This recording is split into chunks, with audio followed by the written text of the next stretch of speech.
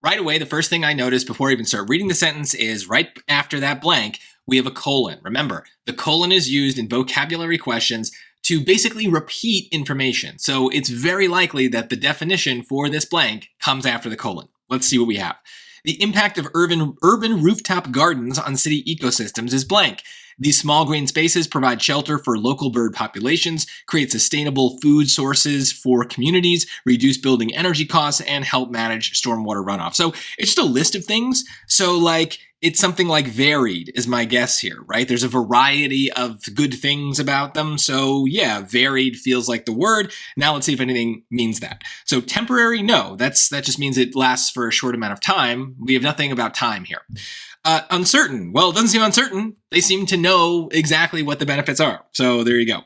Multifaceted is just a fancy way of saying varied, right? Now, even if you don't know that word, right, just look at the root here. The word multi, multiplication means that there's a lot of something, right? So we have a guess here that's pretty reasonable, even if we've never seen that word before.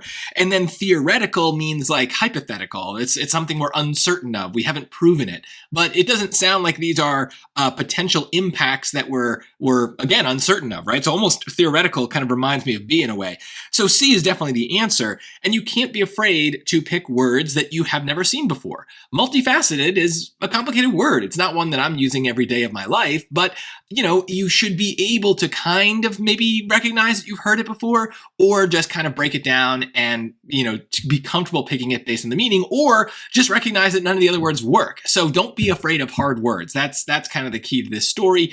Now, a lot of times people ask me whether or not it makes sense to study the roots, the Greek and Latin roots of words that we often see in English. Normally, I do not think that that is a good use of your time. Just learn the words themselves and you'll naturally pick up the roots of words. So don't memorize the pieces of words, memorize the words themselves.